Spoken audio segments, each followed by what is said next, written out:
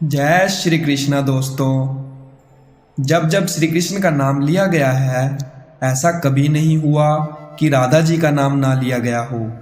श्री कृष्ण को अमूनम भक्त राधा कृष्ण के नाम से पुकारते हैं, क्योंकि यह दो शब्द, यह दो नाम एक दूसरे के लिए बने हैं और इन्हें कोई अलग नहीं कर सकता। लेकिन तब क्या हुआ था जब कृष्ण को राधा को छोड़कर जाना पड़ा। बिना कृष्ण के आखिर राधा कैसे रही होगी, यह सवाल मन में व्याकुलता पैदा कर देते हैं। आज हम राधा के जीवन के वो पन्ने पलटने जा रहे हैं जिनके बारे में ज़्यादातर लोगों को कुछ नहीं पता होगा। कृष्ण से राधा, राधा से कृष्ण को कोई जुदा नहीं कर सकता, लेकिन हालात और वक्त ने इन्हें भी नहीं बख्शा। यह हम सभी जानते हैं कि कृष्ण का बचपन वृंदावन की गलियों में बीता। नटखट नंदलाला अपने लीलाओं से सभी को प्रसन्न करते थे, कुछ को परेशान भी करते, लेकिन कृष्ण के साथ ही वृंदावन की खुशियाँ थी। कृष्ण ने अपनी बांसुरी की धुन से अनेकों गोपियों का दिल जीता। सबसे अधिक यदि कोई उनकी बांसुरी से मोहित था, वो राधा थी। लेकिन राधा से कहीं ज़्यादा कृष्ण उनसे प्रेम करते थे। राधा उम्र में कृष्ण से 5 साल बड़ी थी, लेकिन फिर भी इस बात का फिक्र ना कृष्ण को पड़ा ना ही राधा को। राधा वृंदावन से कुछ ही दूरी पर रेपल्ली नामक गांव में रहती थी, लेकिन रोजाना कृष्ण की बांसुरी से वह खिंची चली आती थी। कृष्ण का जीवन भी साधारण नहीं था। धीरे धीरे वह समय निकट आ रहा था जब श्री कृष्ण को वृंदावन छोड़कर मथुरा जाना था। कृष्ण के मामा कंस का अत्याचार चरम सीमा पर पहुंच चुका था और एक दिन कंस ने कृष्ण और उनके भ्राता बलराम को मथुरा आमंत्रित किया और इसी वजह से वृंदावन नगरी में भय सा पैदा हो गया। वृंदावन में मानो जैसे मातम सा छा गया। माँ यशोदा तो परेशान थी क्योंकि उनका बेटा दूर जा रहा था, लेकिन कृष्ण की गोपियाँ भी कम उदास नहीं थी। दोनों को लेने के लिए कंस द्वारा रथ भेजा गया, जिसके आते ही सभी ने चारों तरफ घेरा बना लिया, यह सोचकर कि कृष्ण को जाने नहीं देंगे। श्री कृष्ण को राधा की चिंता सताने लगी थी और वे सोचने लगे थे कि जाने से पहले एक बार राधा से मिल लें। मौका पाते ही वे छिपकर वहां से निकल गए और फिर उन्हें राधा मिली, जिन्हें देखते ही वह कुछ कह ना सके। राधा कृष्ण की यह प्रेम कहानी बहुत अद्भुत है।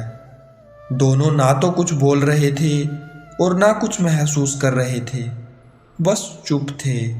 राधा कृष्ण तो जानती थी, बल्कि उनके मन और दिमाग को भी समझती थी। श्री कृष्ण के मन में क्या चल रहा है वह पहले से ही भाप लेती थी, इसलिए शायद उन दोनों को बोलने की आवश्यकता नहीं पड़ी और आखिर राधा को अलविदा कहकर कृष्ण लौट आए। आकर गोपियों को समझाया और अनुमति लेने के बाद वहां से चले और वृंदावन कृष्ण के बिना सूना हो गया। ना कोई चहल पहल थी और ना ही कृष्ण की लीलाओं की झलक।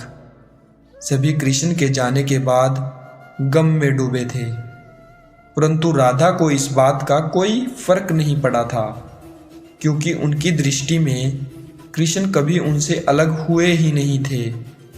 शारीरिक रूप से जुदाई मिलना उनके लिए कोई महत्वपूर्ण नहीं रखता था।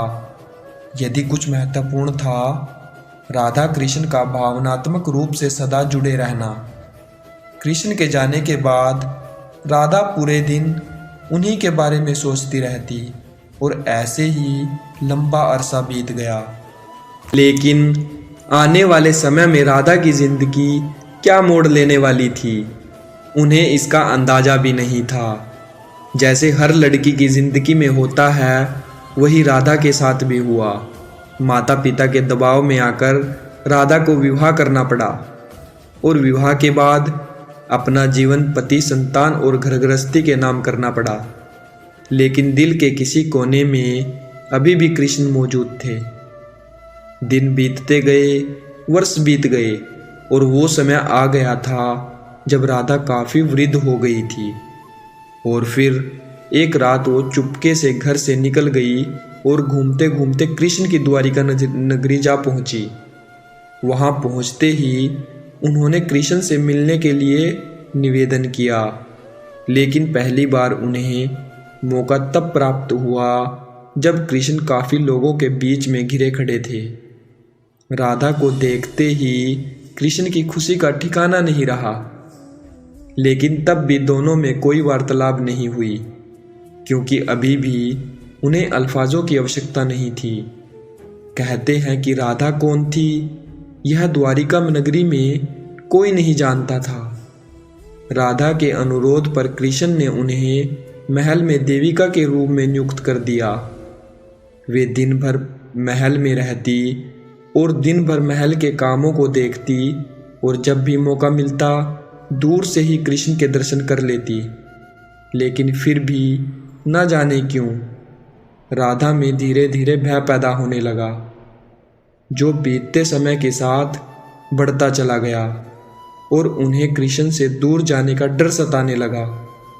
उनकी भावनाएं उन्हें कृष्ण के पास नहीं रहने देती। साथ ही बढ़ती उम्र भी उन्हें कृष्ण से दूर ले जा रही थी। और आखिर एक शाम वह चुपके से महल से निकल गई और न जाने किसी ओर चल दी। वह नहीं जानती थी कि वह कहाँ जा रही है, बस चलती ही जा रही थी। परंतु कृष्ण तो भगवान है, वह सब जानते थे। इसलिए अपने मन में वे जानते थे कि राधा कहाँ जा रही है, और वह समय आ गया जब राधा को कृष्ण की आवश्यकता पड़ी। वह अकेली थी, वह किसी तरह कृष्ण को देखना चाहती थी, और जैसे ही ये तमन्ना उनके मन में आई, कृष्ण उनके सामने प्रकट हो गए।